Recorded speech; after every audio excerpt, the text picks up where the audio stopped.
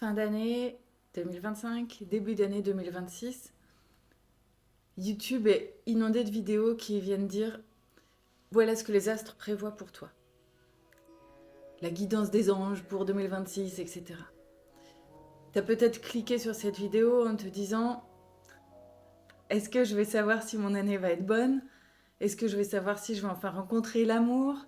Est-ce qu'elle va me dire si mon business de thérapeute va décoller enfin?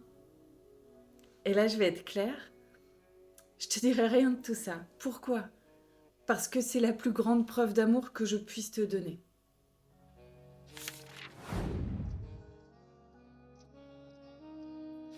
Dans cette vidéo, on va voir pourquoi la prédiction, c'est le pire poison pour une âme en éveil.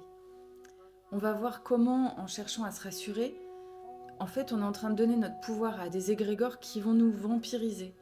Et c'est pas correct. Et ce qu'on va voir aussi, c'est comment on peut créer notre année 2026 au lieu de la subir. Si tu as envie de créer, si tu es prêt ou prête à ça, je t'invite à rester ici avec moi. Et si tu as envie d'être embarqué dans la création ou le regard de quelqu'un d'autre, eh bien, il y a plein de vidéos qui vont répondre à ça pour toi et c'est très bien aussi.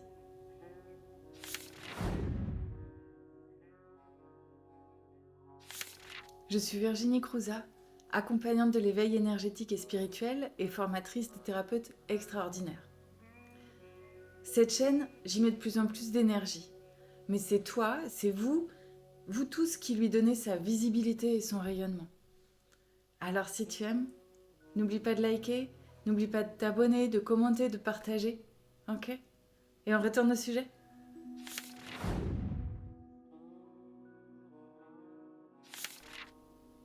Imaginons le futur. La plupart des gens, ils se représentent le futur selon un de ces deux patterns. Soit comme un film qui est déjà tourné, qui attend juste d'être projeté. Et ça c'est faux. Quantiquement c'est faux, énergétiquement c'est faux. Soit comme quelque chose qui se crée simplement au fur et à mesure qu'on fait nos choix. Ce qui est, à cause des choix profonds de notre âme, à cause de l'organisation même de la temporalité, faux aussi. J'aimerais te partager ce que je vois quand je regarde le futur. En fait, je vois devant nous, devant chacun d'entre nous, un arbre avec plusieurs branches. Certaines sont grosses, d'autres sont fines. La taille de ces branches évolue avec chacun de nos choix. Chaque branche, c'est un futur possible. Certaines branches peuvent parfois apparaître ou disparaître, carrément. Et en fait, quand tu vas voir un voyant ou une voyante, qu'est-ce que fait cette personne? J'avais entendu cette métaphore-là, je la trouve bien. C'est comme cette personne, elle allume une lampe torche et elle est en train d'éclairer, si tu veux, juste une des branches. Le problème, c'est quoi?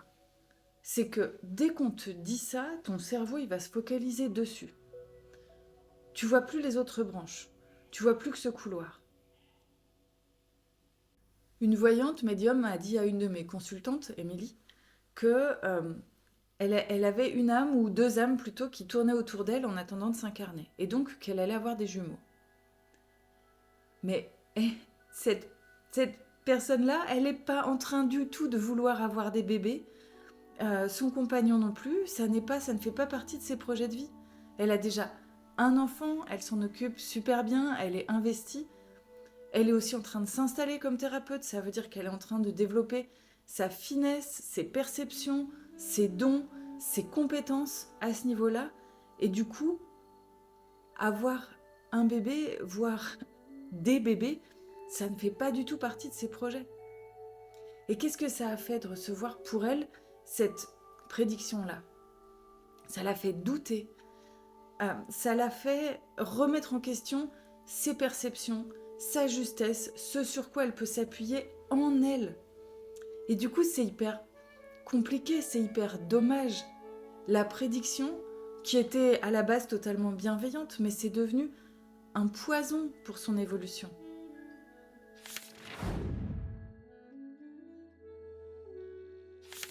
Pourquoi on vient chercher une prédiction? Soyons honnêtes, 5 minutes. J'aimerais t'expliquer le concept adulte versus enfant. Bien sûr que tu le sais déjà, mais des fois ça fait pas de mal de se redire ces choses-là. Quand tu es en train de demander, est-ce que ce truc-là va marcher? Qu'est-ce qui se passe? Qui parle en toi? Est-ce que c'est ton âme? Bien évidemment que non, ton âme, elle est éternelle. Elle s'en fout de savoir si ce truc-là spécifique va fonctionner ou si je vais payer mon loyer en mars parce que je sais pas trop. Elle s'en fout. Celle qui parle, c'est la petite fille intérieure, le petit garçon intérieur, l'enfant qu'on a en nous et qui a peur du noir, qui cherche un papa, une maman, le voyant ou le guide, pour lui dire « T'inquiète pas, ça va bien se passer ». Quand on cherche une figure d'autorité comme ça, on est en train de déléguer à quelqu'un l'autorité nécessaire pour se charger du chemin qu'on va prendre. On est en train de déléguer carrément notre responsabilité. Pourquoi? Parce que on se dit, sur ce chemin-là, je suis sûre de ne pas faire d'erreur, vu que ça a été vu. Le problème de la spiritualité, si je ne bafouille pas, actuelle, c'est que elle nous entretient dans un état d'enfant. Elle nous vend de la tétine énergétique parfois. Mon rôle ici, et le rôle de toutes celles et ceux aussi qui comprennent ça, c'est de partager ce truc-là, de faire grandir. Pourquoi? Parce que la sécurité que tu développes en toi, elle ne viendra pas d'une certitude extérieure. Elle viendra de ta solidité intérieure.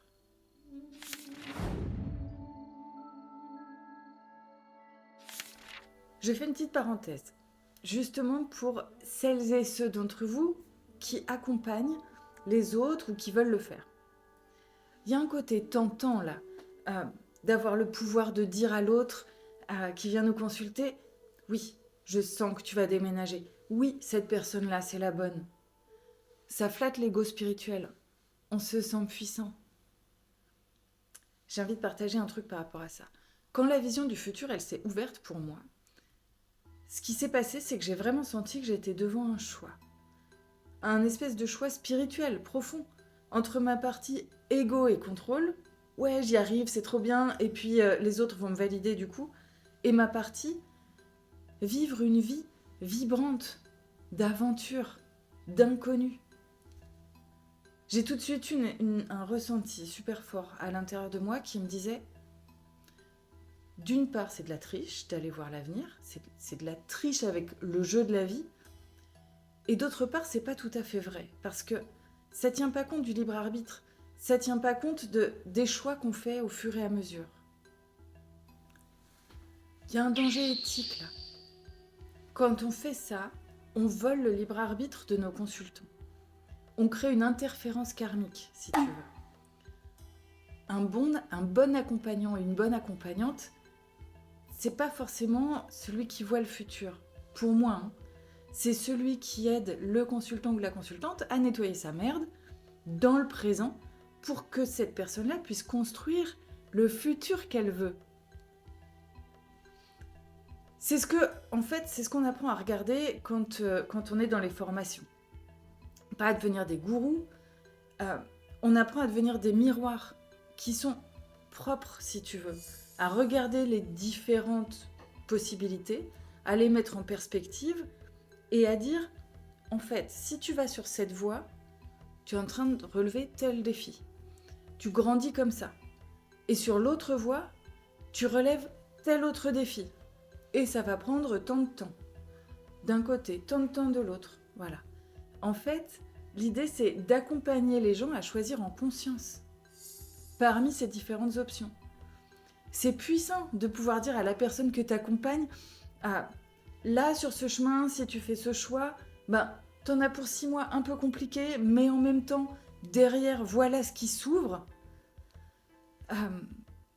Pour moi, c'est plus puissant de faire ça et de laisser la personne choisir, plutôt que de lui dire, en fait, tu vas aller là, et ça, c'est bien pour toi, et du coup, la personne elle va se retrouver à attendre un truc, mais potentiellement, si ça fonctionne pas, qu'est-ce qu'on a fait?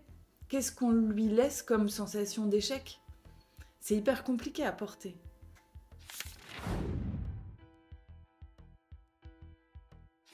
Ok Virginie, mais je fais quoi alors? Je reste dans le flou? Non, non, non. On va faire autrement. Je vais te proposer un petit exercice.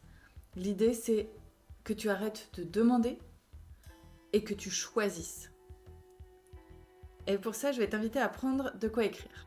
Donc, va chercher si besoin et tu vas prendre une feuille que tu vas séparer en 2 colonnes. Dans la première colonne, tu vas mettre prédiction. Et dedans, l'idée, c'est de noter ce que tu aimerais qu'un voyant ou une voyante te dise. De type, est-ce que je vais rencontrer l'amour en 2026 ? Ou est-ce que mes parents vont me comprendre et changer d'attitude à mon égard ? Etc., etc. Tout ce que tu pourrais avoir envie qu'on te dise, qu'on résolve pour toi en fait. Et qui est basé au final forcément sur une peur, une crainte de ne pas être à la hauteur, de ne pas y arriver. On en a tous et c'est normal. Ne te juge pas, hein. On n'est pas sur un truc on ne se fustige pas de tout ça. On accepte que c'est là parce que justement on va le transformer. Parce que dans la deuxième colonne, on va mettre création, choix, incarnation. Et là, en fait, cette deuxième colonne, c'est ce que tu décides de vivre pour 2026. Ce que tu décides de vivre et de vibrer. Et il faut mettre en regard, si tu veux, par rapport à ce que tu as mis dans la colonne précédente. Si dans la colonne précédente, il y a « Est-ce que je vais trouver l'amour ?» Ben dans cette colonne-là, tu vas mettre « Je décide d'incarner l'amour en 2026. » Ou « J'incarne l'amour. » Ou « Je manifeste l'amour. » Mais c'est une affirmation. Une affirmation qui doit venir... C'est pas une affirmation mentale. C'est une affirmation qui doit venir de ton intériorité, de ton ressenti. Ok, ça marche pour toi ? Pourquoi ça fonctionne ? Il faut bien comprendre que l'univers, vibratoirement, il ne répond pas aux demandes, encore moins aux supplications et à « s'il te plaît, donne-moi ça ». Il ne peut pas, il ne fonctionne pas comme ça. L'univers, il répond aux affirmations, aux choix qu'on fait, à ce qui est incarné en nous et qu'on décide d'incarner, tu vois. Vibratoirement, si tu veux, voyant ces manifestations, vu que c'est posé sur... La voyance est posée sur de la demande et la manifestation est posée sur du choix, en fait, ça s'oppose vibratoirement. C'est-à-dire que quand plus tu as de voyance, moins tu as de manifestation, et moins tu as de voyance, plus tu as de manifestation. Grosso modo. Voilà comment l'univers réagit à notre positionnement. D'accord ? Donc, si toi tu as envie de manifester, évite la voyance et choisis plutôt... Choisis en fait. Choisis ce que tu veux. Adhère à ça. À ton projet, à ce qui te fait vibrer. C'est vraiment ce positionnement-là qui va faire toute la différence. Je suis en train de préparer un mini-cours là-dessus, il est absolument pas prêt. Je le mettrai peut-être en commentaire de cette vidéo quand il sera prêt. Je vais l'appeler soit ressenti créateur, soit manifestation, mais l'idée c'est de pouvoir plonger un petit peu plus là-dedans pour arriver à reprendre les rênes un petit peu.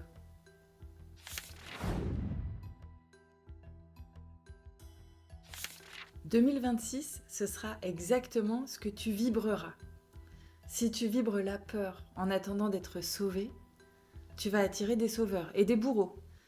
Si tu vibres ta souveraineté, en fait, tu auras besoin de personne pour t'indiquer le chemin. Tu auras peut-être de l'aide sur ton chemin, mais tu auras besoin de personne. Tu vois, la nuance, elle est importante, fondamentale. Et c'est ça, l'accompagnement vers soi. C'est revenir à la maison. Si tu veux apprendre à piloter ton propre navire, au lieu d'entendre ou d'attendre la météo des autres, abonne-toi. Et puis je t'invite à me dire aussi en commentaire, c'est quoi le mot que tu as envie de poser pour animer ton année 2026, pour guider ton année 2026. Qu'est-ce que tu as envie de vibrer et d'incarner sur cette année-là ? Et puis, alors, j'ai autre chose à dire. Et c'est pas antinomique avec ce que je suis en train de dire aujourd'hui. Le 6 janvier, on aura un live sur les énergies de 2026. Donc, ce ne sont pas mes prédictions, ce sont les énergies dans lesquelles on rentre, on est déjà rentré, qui vont nous demander de sacrés positionnements, qui vont nous demander de relever des défis qui sont magnifiques parce qu'il y a vraiment des choses qui changent. Mais du coup, comprendre en tout cas ce qui se passe, ça pourra vraiment aider, en particulier pour les premiers mois de l'année. Donc, n'hésite pas si tu es intéressé, abonne-toi et puis ce sera indiqué de toute façon sur la chaîne quelques jours avant. Je te souhaite une belle fin d'année et puis je te dis à bientôt.